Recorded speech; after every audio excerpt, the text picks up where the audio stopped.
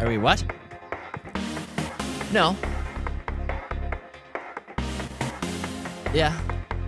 What's up?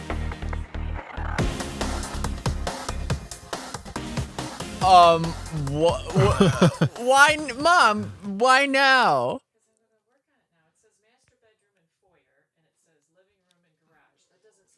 You're gonna flip the circuit breakers.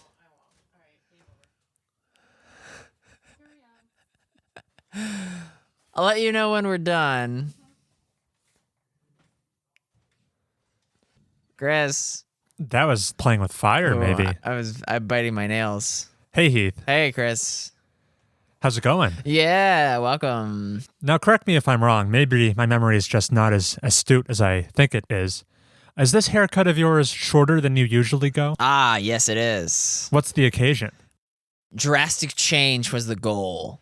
Right? Okay. So the current movie just wrapped. So for the next movie, I want that crew to know me as the short-haired Heath. And sort of like that's the dichotomy was what I was looking for. If I left it longer than it is now, it wouldn't have been as much of a like, ooh, new project. You ever do that? You ever like change your phone background to signify a new change? Just a couple clarifying questions. Are any of the people you're going to be working with on this new movie overlapping with the crew from the last?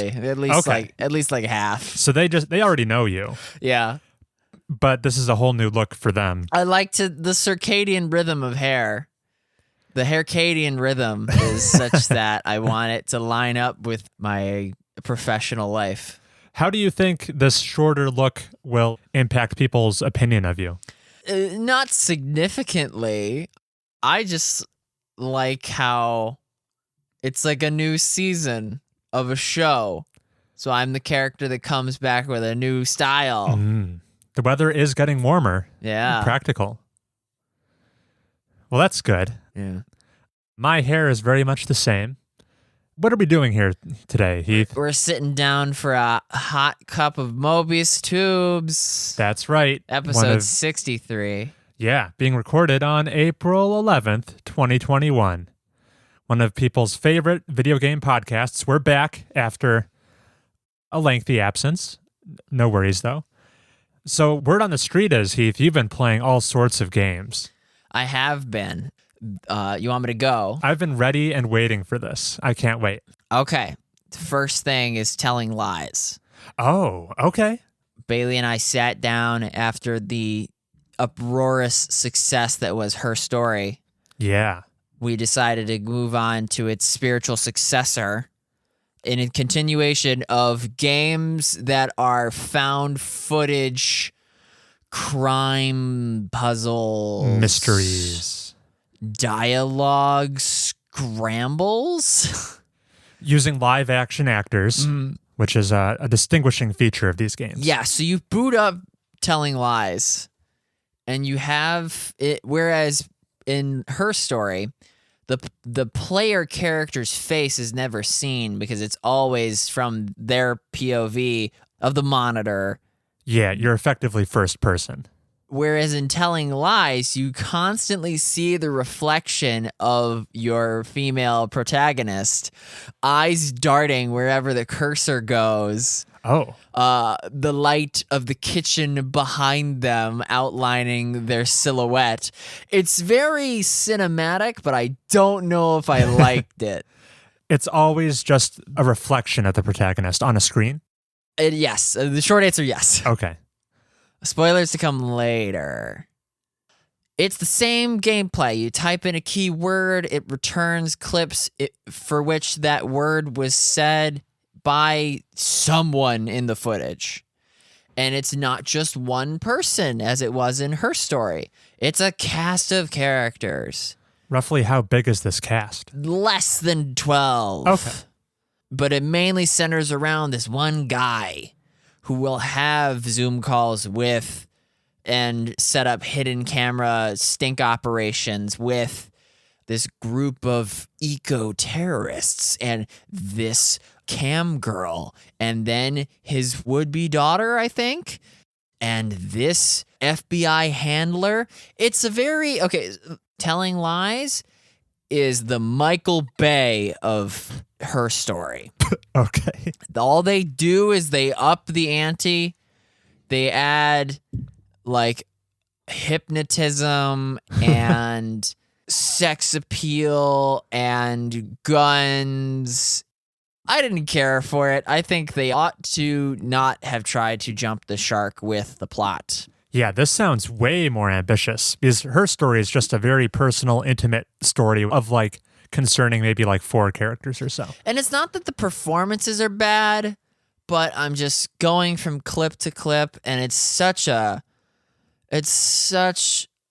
not sloppy, but just over the top storyline of we gotta track down Black Hand before their next move, then cut to a clip of the daughter cooking a Black Forest cake, because whatever, I typed in black or something. I can totally see why Her Story is the better of the two. Got it. Well, yeah, what questions do you got for me? All right. Obviously, sounds like Her Story maybe nails what it's trying to do more successfully. Is this a game you would still recommend to fans of Her Story, or just skip it entirely? Yeah, I'd recommend it to fans of yes. Okay. But because it still has that fun Easter egg. Ooh, check out what happens when you beat the solitaire game on the desktop. Oh. Yeah, that kind of fun stuff. But it also is very annoying because you only hear the one side of the phone call. Yeah. Whereas in Her Story, it was just the testimony of the one person of interest. In this one, you have to infer the recipient's response to whoever you're watching. I see. So they'll be like ordering a pizza, and then you'll get the reverse conversation. But in all practicality, I ought to be able to hear the other voice through whatever hardware recording means. Yeah, maybe it's kind of an arbitrary thing. How is it that the actor, the character, is able to hear the other person in the conversation, but not me? It makes no physical sense. Would the game probably be just too trivial if they gave you all the information? I argue no. It would still be fulfilling challenge-wise. Okay. Obviously, you would lose out on the, so your name is, and then you have to go find the other half of the conversation to hear what the was. But that's a small price to pay, because some of these conversations will be like 7-8 minutes long. Holy cow. And there will be so much dead air that Bailey and I had to be like, all right, we gotta go to a next clip or something. Throw caution to the wind if we scrubbed past. Also, there should be the option of scrubbing through the video. You can't do that? You can only play, pause, and exit. Oh, that's not good. Yeah, so add to the list of quality of life features that aren't in Telling Lies. If there was some mission critical information sandwiched between 2 minutes of dead air of the person just dead-eyed listening to what the other person is saying, and you got to go dig up that clip, forget about it. So Telling Lies needs to be listening more than telling to its audience. Interesting. Being forced to listen to minutes of dead air at a time, that sounds like a borderline deal breaker for me.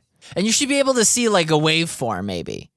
That's a little more high tech than this whatever rinky-dink police footage archive. Mm-hmm. But I want to be able to see when the next time such and such says something. I don't know. This story sounds more ambitious than the first game. Is Telling Lies much longer than Her Story to complete? Yes. Okay. I didn't complete it. Got it. I didn't even complete Her Story. Yeah, Bailey did. Yep. Was Bailey also equally less impressed with Telling Lies? I don't want to speak for her, but if you told her to summarize the plot of each, the difficulty she would have recounting the events of Telling Lies is not her fault. I see. more convoluted. Right. Were there any light spoiler stuff you did want to discuss? Oh, at one point, I mentioned how the protagonist's face is constantly in the reflection of the screen. There'll be Easter eggs like 3 hours in, 4 hours in, where the reflection will become a little less transparent and more in the forefront, but still like a reflection. Mm-hmm. And you'll hear a meow, and then the cat will jump onto the would-be keyboard that's off screen. And you'll see on the computer in the text field, the pause will cause random text to fill the space, and you have to like highlight it and delete it when you regain control after the Easter egg cutscene. That's a pretty Like quirky mittens, detail. get down, you know. Yeah. And then there was one moment where somebody in the background was like, "Do you want anything?" And then your protagonist goes like, "No, thanks." And it's like, "Ooh, wait, who is this person?" Yeah, you know, remember whoever that was. Yeah. Bailey is keen on beating it. We'll probably try to do that. Interesting. Yeah, I wonder if it can pull off some sort of a twist that makes up for all of its deficiencies. I don't know. But yeah. Sounds like a more ambitious sequel that maybe reached too far. It just needed more quality of life. I couldn't find a tracker to see like, oh, you've seen 100 of the 300 clips. Oh yeah, her story did do that, right? It did do that. I'd be surprised if that was removed. Maybe it's somewhere buried in the settings. Yeah. Well. So that was one of the games I played. Gotcha. All right, we can move on to the next one. Breath of the Wild. The return Yeah. of The Legend of Zelda, Breath of the Wild. What a rewarding game. You last touched this back in your Florida days. Right. And you were separated from this game when you had to leave. Right. So I've since bought it on my own device and then uninstalled all the stuff Seth installed so that I could install Breath of the Wild. Got it. And gotta tell you, having played through it once before helped me along. You know, I'm not making silly mistakes like jumping off of the tower without using the glider. Yeah. And I'm trying to recall more of the combat. I'm making better upgrade decisions. And it's just so rewarding how it feels like every pocket of the map has something of value.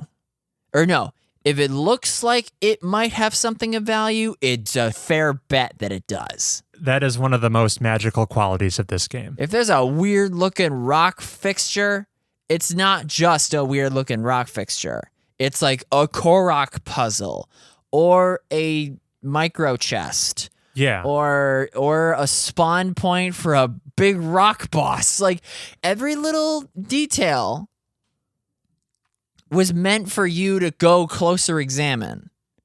As far as I am finding, I don't know if later in the game there's just grasslands that are devoid of goodies. No, this tracks exactly with my experience. I think it's fair to say the map of Breath of the Wild is maybe the most intentionally designed open world in video games.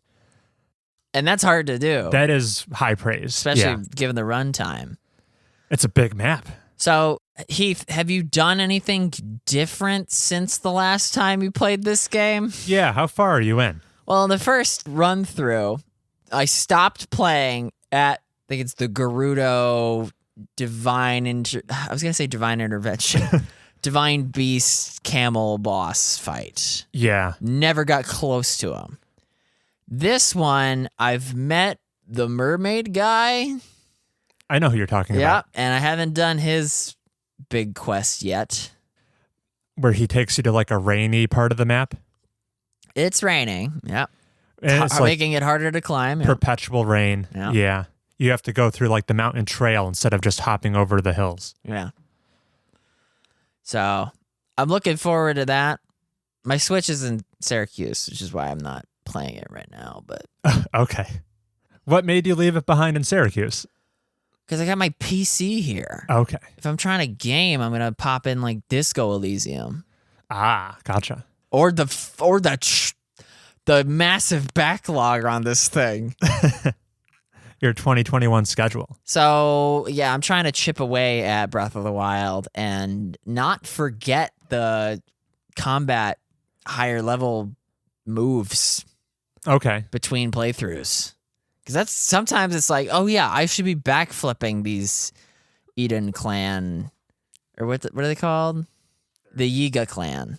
I think that's right. Yep. The combat was never a highlight for me playing that game, but there are some intricacies there to keep in mind. Whether it's dodging at the last minute to like slow down time or whatever. I want to post one of those MLG Lionel. I've seen those videos. Yeah. They're impressive. Want to get that good. High standards you're setting for yourself. I still think that the most fun I'm having is satisfying some completionist part of me that's like, ooh, I got this many Korok seeds already. I'm on such a roll ahead of the curve. Oh, yeah, like making a bridge to reach some chests that were made of wood or stone, so I couldn't just magnetize them up to me. Mm-hmm. Yeah, so much fun, that physical sandbox stuff. How did you pull off this bridge?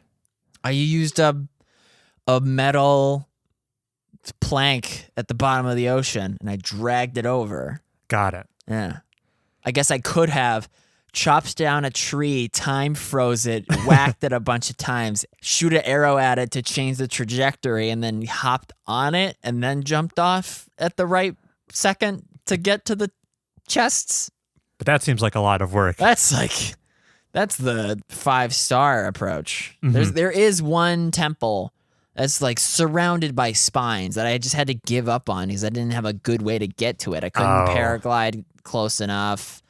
I don't have that much physics stuff to work with.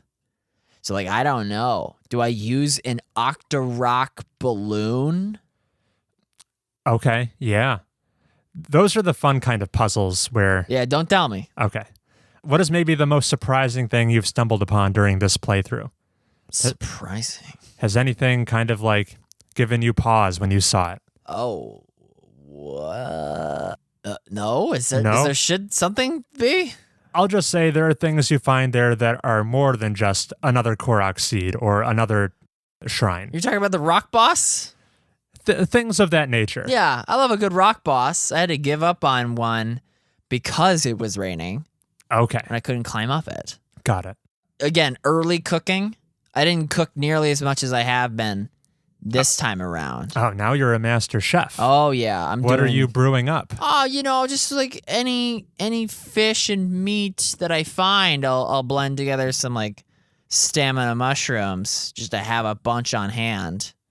And I'm making far less dubious food by mixing the wrong parts. Right. You know the recipes. By the first time I died was to one of those blue bonklin monster things. Mm-hmm. And I took the time to learn why I died and how to persevere. And this is just, there's no wastes to be had in Breath of the Wild. Even taking photos of certain monsters is fulfilling. Yeah, there's a whole photo collection aspect of that game. Yeah. You can fill out like your glossary or your codex or whatever it's called. I'm enjoying that. There's a whole Pokemon Snap game buried within Breath of the Wild. I don't even need to buy a new Snap. Yeah. Yeah, there's a lot to do in that game for completionists out there. I want the sequel not to be... Don't reinvent the wheel. Just make it bigger. Or just make it again. Make it again. Yeah, What do you mean by that? I don't want them to try to integrate, like, we've added a new combat system or a new exploration. We rework. Like, I don't want them to almost rework anything. Okay. I want Breath of the Wild Part 2 rather than 2. You want more of the same because the ideas of the first were just already so solid. Yeah, I would take just DLC rather than a sequel. I'm intrigued to see what their approach is going to be to the open world. Is it going to be set in like the same location, but things get remixed due to some story events we don't know about? That's intriguing to me because there are almost no open world games that reissue the same open world to the sequel. That practice doesn't really happen. Is that what they've said is going to be the case? We don't know for sure. They're not going to do that. You think it's going to be an entirely brand new open world we haven't seen before? Yeah. I think it's going to be like a remixed version. Oh, yeah, they're going to Red Dead Redemption to it. Oh. Like add bolt onto it. Put the plateau in the bottom left. Oh, okay. Yeah, that's a good Hyrule approach. Castle in the bottom left. And then expand on it. And then, yeah. I can see them doing that. I'm not the number one Zelda fan. I think there's actually a good chance they do go with that approach. I'll let you know when I see these surprises. Yeah, there are surprises. I mean, I've seen a Birdman. Okay. All right, Disco Elysium. You played Disco Elysium as well. You've been busy. I didn't play Disco Elysium. No, okay. I just watched a stream of it so I know what the final cut looks like. Gotcha. And sounds like. The sound is important. I was underwhelmed. The final cut sold us on having every voice line voiced. Yeah, voice acted. What did I mean to say? Every line of dialogue voice acted. When previously a lot of it you just had to read. There were 24 different skills in the game, and they all share the same voice. It's this British black guy, I think. He's got a very deep voice. I was hoping, as much as everybody else was, that they'd each be individualized. That was what came to mind for me as well. I thought that was going to be the case. I wanted electrochemistry to be a coked out, zany, almost Eric Andre type voice, and for drama to be an insufferable thespian. But it's all this very muted audible.com narrator. Yeah, kind of a missed opportunity. So maybe next episode I'll air my recasting for the Disco Elysium final cut. That's the main takeaway. Otherwise, Disco Elysium is still a weird but perfect game. That's a good description for it. Yeah. All right. So that was just like a little update on your thoughts. Yeah. Well, you offered me a great transition here, Heath, which I'm eager to take into what I've been playing. You brought back a game that was a blast from our past that takes place in this big open world in which you can climb anything. I have been playing a game that fits that same description because I have dipped back into Assassin's Creed Odyssey. Yep. You didn't start over, did you? Oh, no. That would be cancerous. So I've been on this kick where I'm eager to tie up loose ends, things I haven't quite completed. That's fun. Yeah. That's more fun than actually playing, is just tying up loose ends. Just like in the real world. Yeah. Well, I'm doing it digitally as well. That's why I've returned to AC Odyssey, not even the most recent Assassin's Creed game anymore, which makes it all the less relevant. But it had 2 substantial DLC packs that I had purchased along with my gold edition copy of the game that I never touched. And it has been a tale of 2 cities with these 2 DLCs. One of them is, I'm going to say, pretty darn awful. And the other, I'm actually having a great time with. Mm-hmm. So I'll run through them both.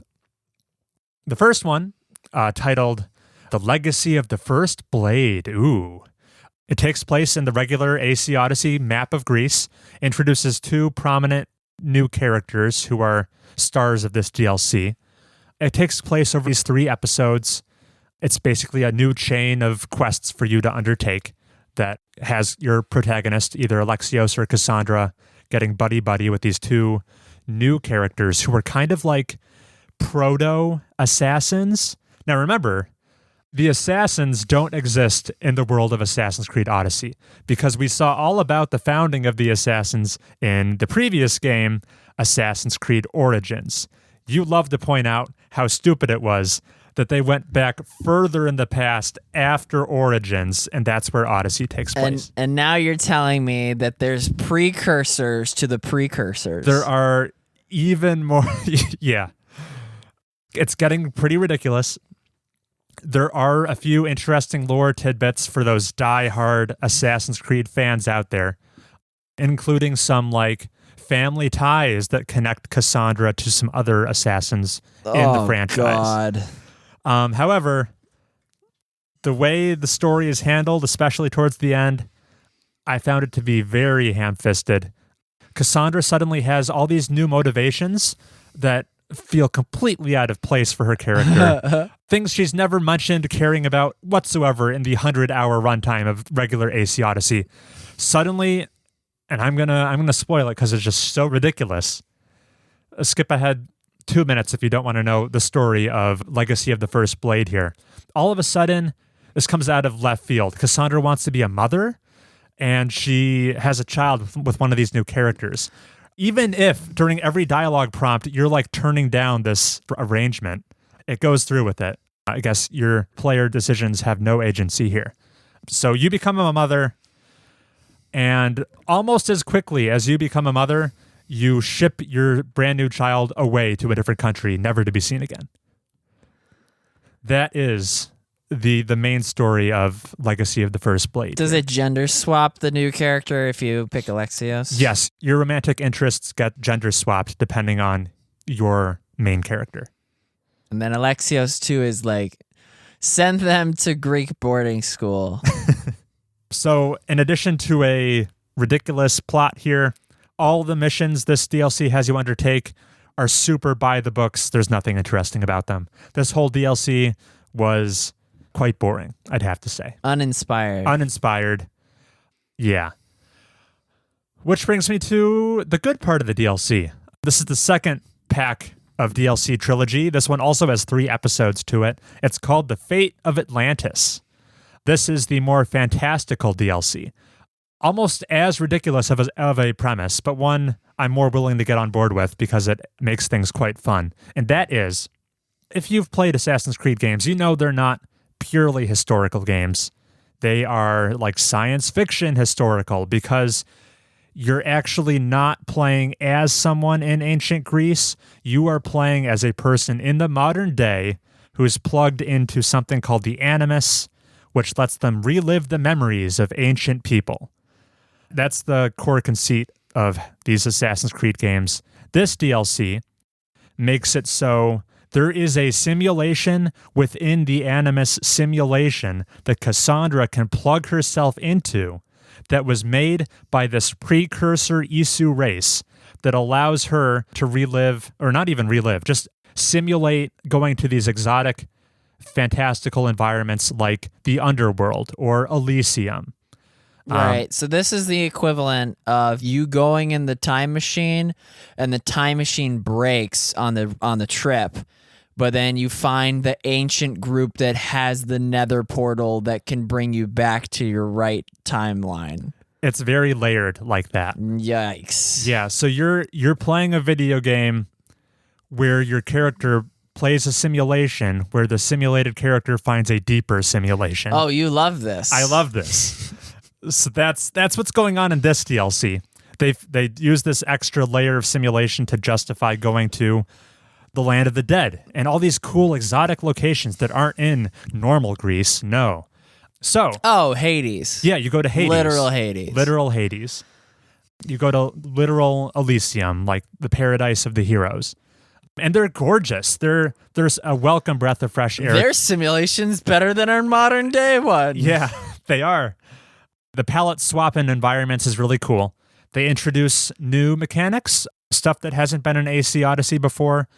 They come up with a much needed traversal teleporter thing. It's like an elevator that instantly warps you to different places. And the reason they had to include this was because Elysium, for example, they get really creative with the elevation.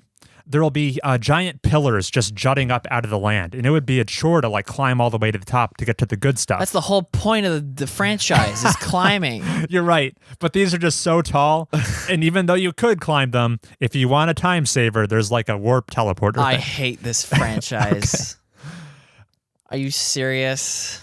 That's like Call of Duty. If you're tired of shooting these guys, just call in these dogs that'll run around and bite everybody. That's a thing, isn't it? It is a thing. That's like a kill streak. But you have to earn it by killing like 14 guys in a row. Gotcha. You don't have to earn these elevators. You just walk up to them. Despicable. They really jumpstart your progression. They figure, this is like the swan song of this game. We'll just throw ability points at you. So there are lots of activities dotted around the map that instead of waiting for your level up to get new ability points, they hand them out like they're candy. So that's been enjoyable for me. Because these are simulations of like the afterlife, they do a fun thing where it's basically a greatest hits. Characters that died in the main story reappear as ghosts, force ghosts. Exactly. It's like a remix and remashup of all these characters. Elpenor is back. Elpenor is back. Oh my fucking God. And you have to work with him despite the fact that you killed him. And so that's an interesting relationship. So stupid, Chris. I'm digging it. It is unequivocally stupid, but it's stupid in a fun way. So yeah, this DLC is a much better time than that first one. I would recommend Fate of Atlantis. Well, now that you're super well equipped with AC Odyssey, now I gotta really crank out my story quest. Yeah, I'm basically ready for it. I'm soon to be max level character. It's going to be great. Oh, then I can throw anything at you. Please do. I'm rocking a pretty broken build right now. And that's all I've been playing, really. Okay. These are quite lengthy DLCs, which the last thing AC Odyssey needed was tons of more content. But for some reason, Ubisoft felt compelled to make these very long. And that's where we are. Okay. Yeah. Did you want to talk about, like, I mean, at this point, we've both seen WandaVision. I have not seen anything of WandaVision. What? Not a single episode. Then why did I tell you everything that happened in it? Or did I? You did not. Oh. We've never discussed this show. Okay. Hey, last night I tried watching Venom. Okay. The movie. The movie. Yeah. But I fell asleep. I don't know if I like the casting or the story. Evidently not. Just the visual effects. Okay. Some redeeming qualities. The Venom monster look is a good look. Nice. All right. On that note, we can probably wrap up our weeks here and take a break. And when we come back, it's time for a lot of news, I think. Yeah. Yep. See you then.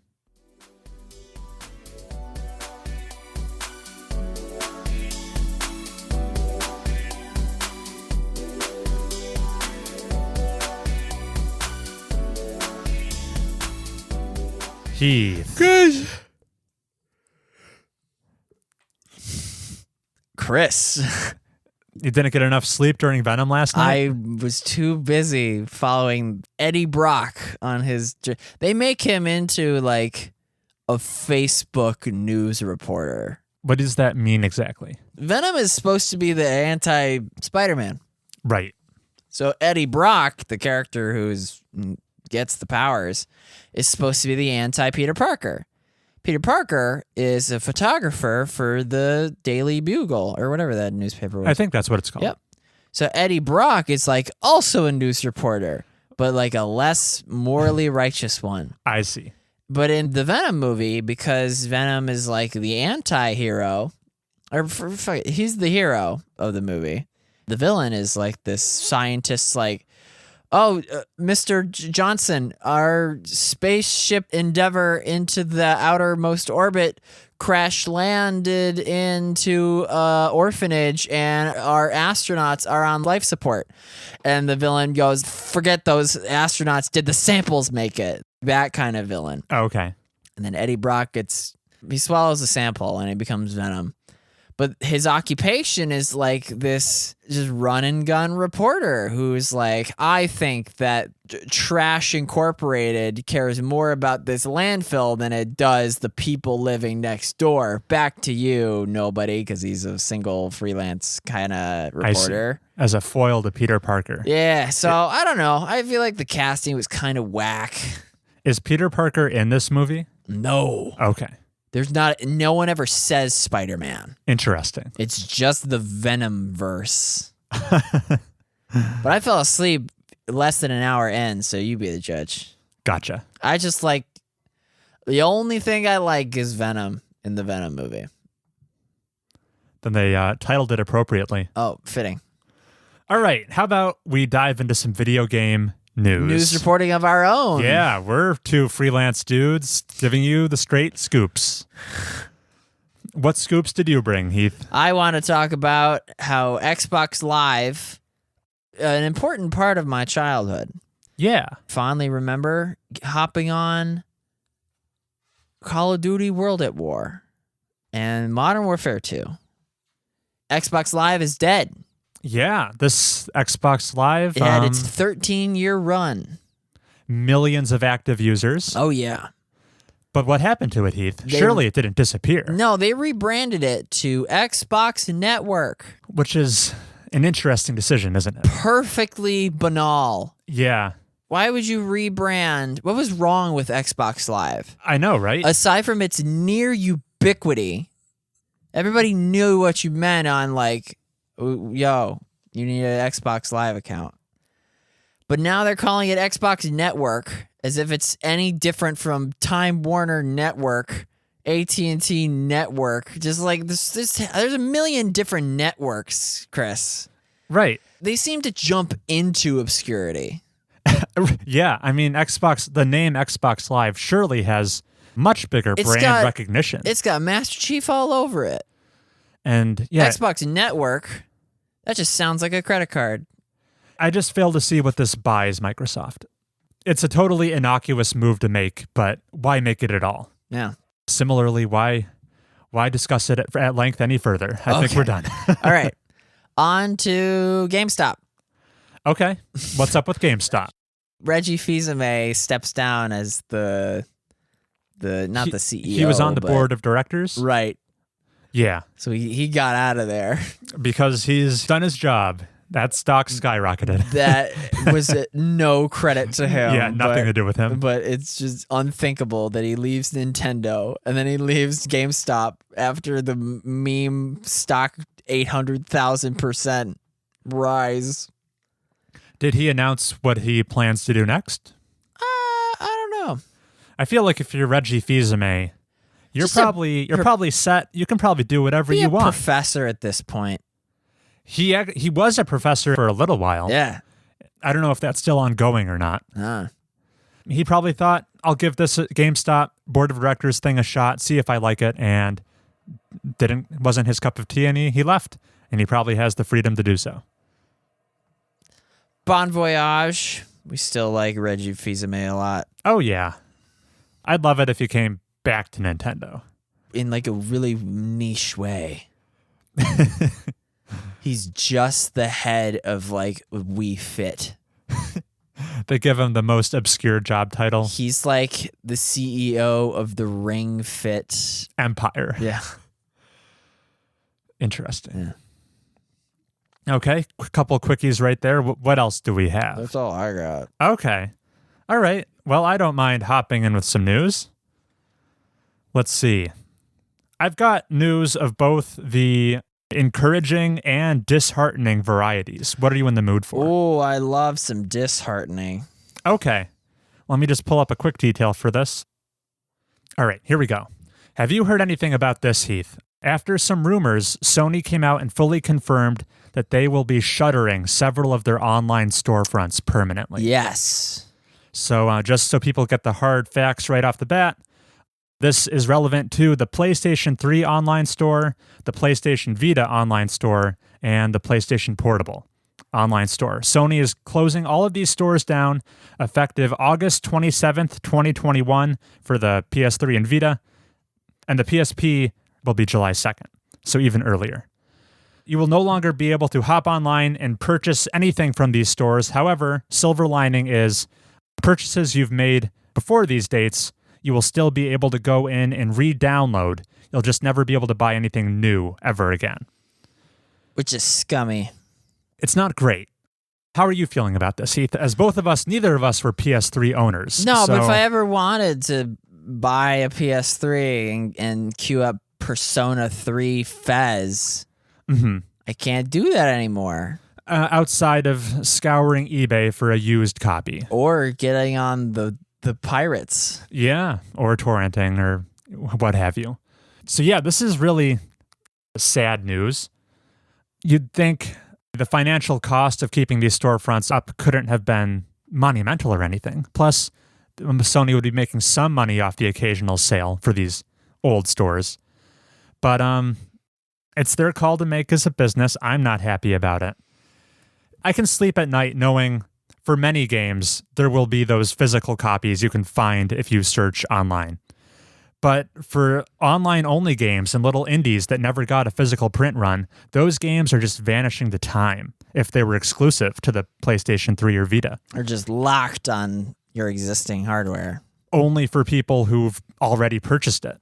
It's so problematic for game preservation.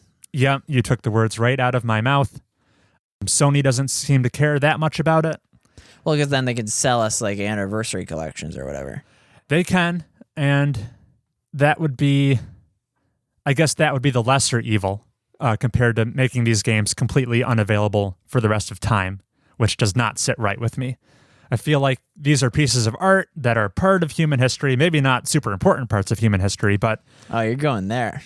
But, like, shouldn't people be allowed somehow to experience them if they want to? It's not... What's bothering about it is, okay, so there's a famous artist who makes this one-of-a-kind painting. There's only one of it. There's a reason everyone can't have it in their household. But this is a digital product. There's infinite supply. There's no reason it has to disappear. But Sony is making it so that it does. And that's just icky to me. They should do some sort of Kickstarter to keep the servers running. I don't think they're interested in it. Or just jack up the price to put the funds toward it. Yeah, it makes you wonder what solutions they maybe should have or could have considered before doing this. And they're a huge business. I'm sure they did consider alternatives before shutting it down. So yeah, it's a big bummer. I have a PlayStation Vita with some downloads. I'm not really interested in purchasing anything new. And for now, they're saying I'm free to download anything I've already got.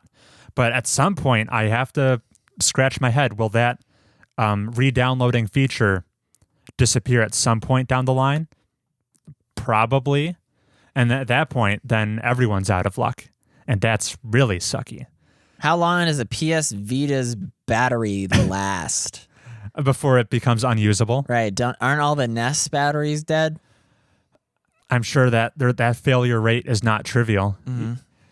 So yeah, I guess if they just hold out for every PS Vita to stop functioning, then they can shut it off. Yeah. No problem. I mean, if we wait long enough, everything will turn to dust, right? At the end of the day, I guess this makes me happy. My primary platform is the PC. Because it's future-proof. Those stores feel more permanent. There's no rumblings of Steam shutting down.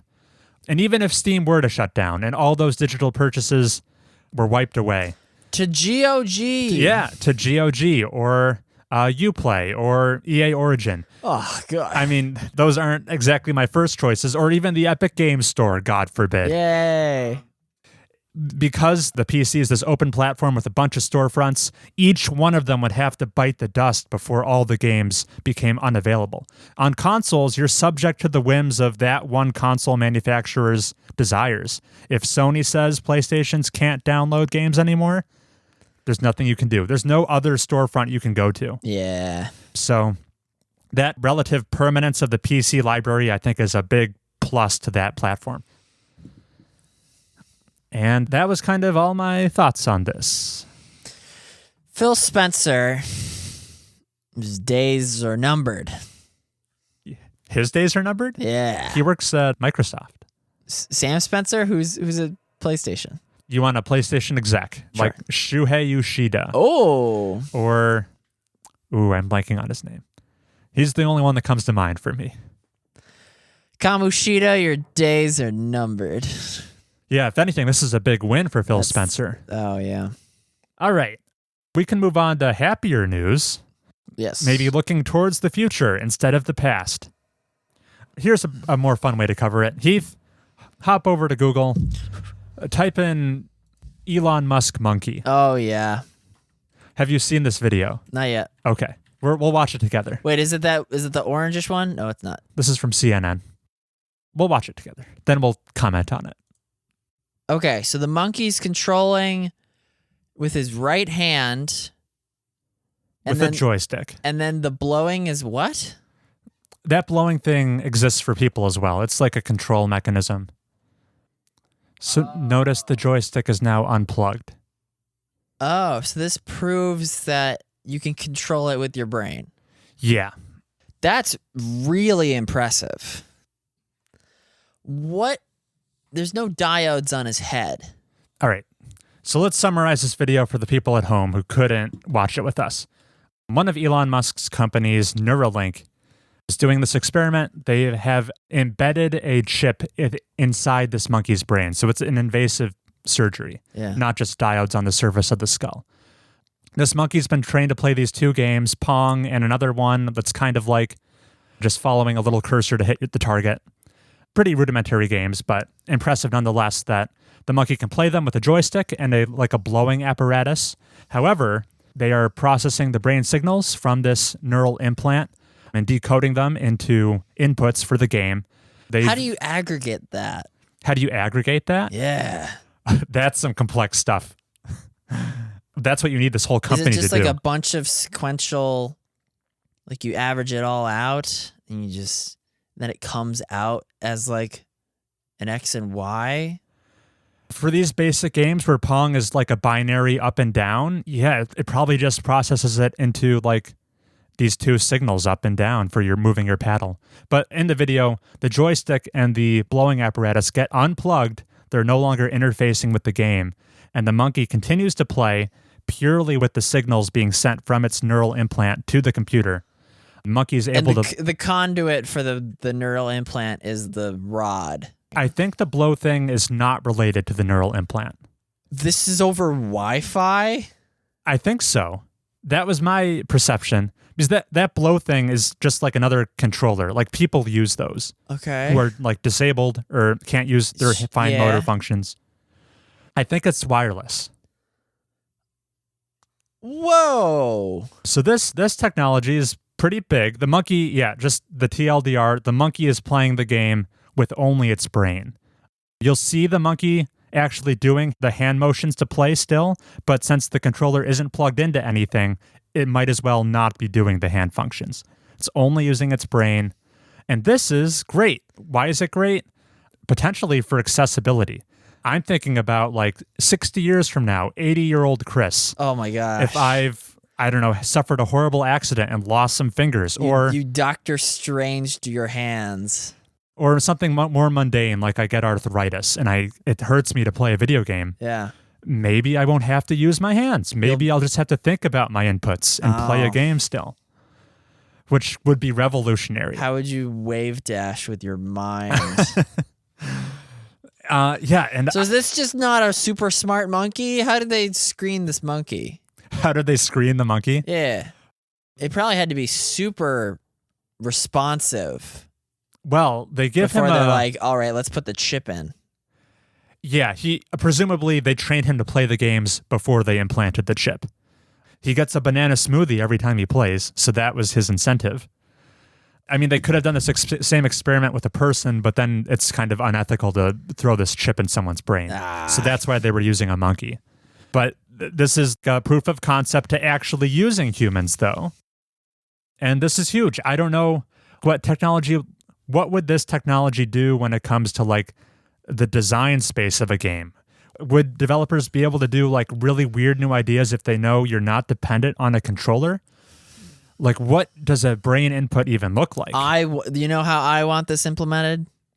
How? You know the mind things inside where you jump and it slots on your head and you're able to control the drones? Right. I want that to be exclusively controlled, not through the controller, but through your mind. It's a very thematic. It is very thematic. Yeah. A copy of Inside where the mind control segments you control exclusively with your mind. Yeah. Make Elon buy Playdead. I think Epic is working with them currently. Oh, make Elon buy Epic. Yeah, I guess so. Elon probably can't afford Epic. Isn't Elon like the richest man in the world? No. Bezos. I thought he, for a while, you want to see a photo of the richest man in the world? All right. Well, pretty mind-blowing stuff, Heath. Do you have any final literally thoughts. it blows your mind. Yeah. What aside from my inside joke, which is an inside joke? So many double entendres. Yeah. I mean, it's all in the eyes too, right? If the monkey were to close its eyes, would the cursor just like stop moving? Good question. I have no idea. This is really complex stuff we're talking about. Like if I had to like come up with like an RGB value with my mind, like that wouldn't work, right? To replicate it on the Or screen. hey, I just played Breath of the Wild. One of those temple challenges is sort of like the roll the ball through the maze physics puzzles. Right. Could I do that with my mind? Because that'd be way easier than tilting the actual switch. That was really hard. Right. Yeah, that would be much more complex than these pretty rudimentary games. I imagine maybe we're not quite there yet that you can do the tilting ball game with your mind, but that's not to say we can't get there eventually. This was 3 days ago. Who's disliking this video? Other monkeys who are jealous. Yeah, thank you. Yes, perfect. Okay, end it there. That was good. All right, and I've got one more short little update news story here. All right, next thing. Bill Gates, carrier pigeon. Here are some more giant corporations to talk about. You know that whole Epic versus Apple lawsuit that's still ongoing? Yeah. That has a trial set to take place Apple's this year. winning slightly. It does seem like they maybe have the advantage right now. We don't know for sure what'll happen, but that seems to be my read of the situation. Due to this ongoing lawsuit, Apple was able to issue some statements and provide some insight to us to previously, I guess, secret information on the profitability of the Epic Game Store. And that is that since the Epic Game Store has launched back in late 2018 till today, through Epic's financing of like exclusive games and free games, so far its net profitability of the Epic Game Store has like been negative. Yeah, take a guess. $600,000. You weren't quite there. Yeah, Epic has lost over $300 million on the Epic Game Store. That's after taking into account the money people are actually spending on it. It's still a $300 million loss. Yeah, it's like a loss-leading product. Epic has justified this practice by saying, we don't need it to be profitable yet. We're hemorrhaging money to bring in a user base with our free games, with our exclusive games. Yeah, it's working. It's working. For me, at least. For you, yeah. And for lots of people. It remains to be seen when the store will ever be profitable. Apple has estimated it as like a 2027 they might start to be profitable. Oh. Epic's gave a far more favorable date, though. They said maybe like... Wait, why are they having to gauge their profitability in terms of, in the context of this lawsuit? Case? Just to give the judge like a clock? It's part of Apple's defense. Apple's lawyer army wants to show that the Epic Game Store isn't comparable to the iOS App Store. And so its fact-finding includes everything Epic has said about how unprofitable the Epic Game Store is. They're trying to show how these two stores are very different. The Apple iOS Store, it's there to make money, while the whole existence of the Epic Game Store is not to make money. It's to steal users from other stores. And the reason that's relevant, because the Epic Game Store is not there to make money, it doesn't deserve to be a store. What? I think they're trying to prove that Epic has malicious competition. They're not even trying to make money. They're just trying to put everyone else out of business. Oh. In which case, I'm sure That's that would not a fair game, yeah. that would violate some antitrust practices. Huh. That's true. Yeah. And that leads me to my conclusion of, will the Epic Game Store even exist in 3 years if it's just hemorrhaging money? What will happen to all my games? If the tides never shift and they start to show some gains for all of the money they've invested, will this storefront even exist? I'm not sure. I need to play Darkest Dungeon before it gets ripped out from under me.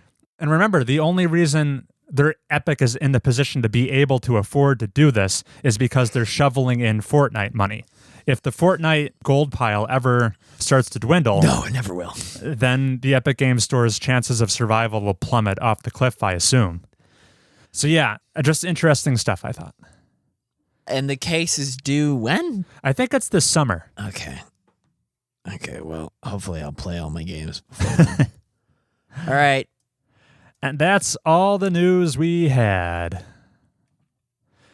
So we'll take a break, and when we come back, we'll do some draft stuff. See you then.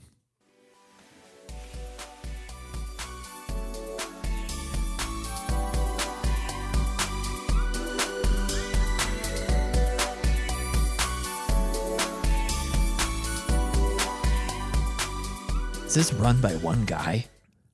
The Fantasy Critic Games website, it is run by one guy. That's fun. It's his little passion project. Cool. Yeah. All right. So this is our Q1 check-in in our fantasy publisher draft face-off. Yeah. Heath and I, back if you listen to the first episode of the year, we each drafted 8 games to fill up our fictional video game publisher release calendars for the year. In this competition, Heath and I are not competing over sales, just critical reception on the website OpenCritic. Basically, every point a game scores above a 70 gives us positive points. Below a 70 gives us negative points. Where are we standing today after the first 3 months of the year? Well, of our 8 games, 2 of Chris's have come out and only 1 of mine have come out. Right. But it's par for the course. Hitman did as well as everybody said it would. I thought I gave it an 85. It ended up getting an 86. Yep. And then my other game was Bravely Default 2, which didn't quite do as well as I was hoping. It did better than I thought it was going to do. Okay. Our expectations averaged out. Bravely Default 2 scored a 78 on OpenCritic. And then Heath had one game come out. What was that, Heath? Little Nightmares 2. It performed as well as I would have hoped. And that got me to just over half of your current score. Right. 24 to 13 points overall right now. This is in stark contrast to last year where for the first half of the year, Heath wouldn't have released a single game. True. You picked a bunch of late ones. Yeah. But yeah, this is a tight race so far. I rub my hands together and grin slightly when I hear news of that Deathloop delay. What? It's in September now, not May. Oh, no. Just needs to slip a little bit more and it'll be disqualified. No. But that's neither here nor there. Today, we're here to nominate additional games for us to play. Let me get my laptop out. Okay. How many games are we nominating? As many as you want. Well, I got to do my taxes after this. This will be a warm-up. Before we dive in, I just wanted to make an observation. You're a Hazelight Studios fan, Heath. Yeah, I love them. Have you heard much about this It Takes Two game? Yeah, I have. I was shocked at how well it scored. What, really? How did it score? It was like 90. Wait, whoa. Neither of us drafted it. I gave that a 76. And it did great. People oh my loved God. it. Wow, good to know. Why did I score it so low? Probably because A Way Out didn't score great. Right. But really popped off that one. Yeah. All right. So, Heath. Yep. We both have $100 in our budget to spend. Either of us can nominate games, and we can bid on them and counter bid. Whoever bids the highest will get the game added to their roster. Remember, there are only 8 vacancies for the rest of the year, so you can only add up to 8 new games. With that out of the way, are there any you want to put on the floor for bidding? Oh, is Persona 5 Strikers already out? Yeah, it's already out. What did it? I said it would get an 83. I think that's almost exactly what it got. Okay. I'm a genius. Elijah. This is the game about Faraday's quest. A man shipwrecked and trapped on a mysterious country of Terraphage. Elijah. It released. Oh, what did it get? What did it get? 79. 79? Dang. That was poor. I mean, it was fine. Oh, I said he was going to get 82. Shoot. You were only off by 3. All right. Gran Turismo 7 is not out yet. Oops. 2022, it says. Probably don't want that one then. No. What are the show top available games? What's up? What does this have to say? This says Breath of the Wild 2, Far Cry 6, Back 4 Blood, Pokemon's New Snap, Lego, Shin Megami Tensei V. Chris, maybe you ought to nominate first. Or am I in the do I pass? What does this entail? Yeah, you can just opt not to nominate. That's fine. Sure. And then you can counterbid on anything I nominate. All right. So that you can acquire it. Let's double check that this is eligible. I want to search for, actually, I can see it right now. Mario Golf Super Rush. That sucks. Mario Golf Super Rush. This is the new Mario Golf game on the Switch. Hasn't been an entry in quite some time. People love that golf. I'm going to put in a tantalizing bid at $3. No way. It's at least 7. It's yours for 7. Whoa. So if you I'm the proud owner of Mario Golf Super Rush. You are the proud owner. So if you can find it, yep, just throw that on there. Yeah. Very good. And that'll get locked in, I think, on Monday is when the website refreshes. All right. I'm assuming you don't have any more nominations. That was wacky. You weren't expecting that, huh? No, I think I'll just save my money for whatever you nominate. Okay. I'm going to throw up, let's double check that this one's eligible under make a bid. Can I bid on Subnautica Below Zero? No, you can't. That's a current game. It's ineligible. Ineligible. What did you think it was? Can I bid on First Blade, whatever, Assassin's Creed? I guess I'm not 100% sure why it's ineligible. Release date a new game. Is May of this year. The thing's a thing. Oh, it's currently in early access. Yeah, and it gets reviewed when it fully releases in May. Oh, shoot, you're right. I mean, you don't have to fill this out for me. If it's ineligible according to the website, that's fine. We go by the website's rules. Next game. 12 minutes. Let's just get it out of the way. I'll bid $3. 12 minutes. This was on your list last year. I don't know about that. It was. It seems like a really cool concept, artsy indie game. It does have an estimated 2021 release date. If it comes out, it's definitely worth more than $3. It's just, does it come out? I hear it has a pretty like high profile cast behind it. Stacked cast. Will it come out? All right. Am I allowed to Google any news about it? Has there been any updates lately? 12 minutes is ready to. That'll influence my bidding here. You know those videos that are like first 20 minutes of Saints Row, first 18 minutes of Zelda 3. Yeah. We're going to see first 12 minutes of 12 minutes. We will, won't we? And that'll be some journalists will have a big laugh. I can't believe It Takes Two scored in the 90s. Low 90s, but still, yeah. One of the podcasts I listened to, they did an episode on it, and they tore it apart. They did not like it. What a sleeper hit. What podcast was that? It was called The Besties. Ooh. Just a plug for them. Could we beat them in a fight? It would be 4 versus 2. But you're worth at least 3 men. Here, this might be foolhardy, Heath.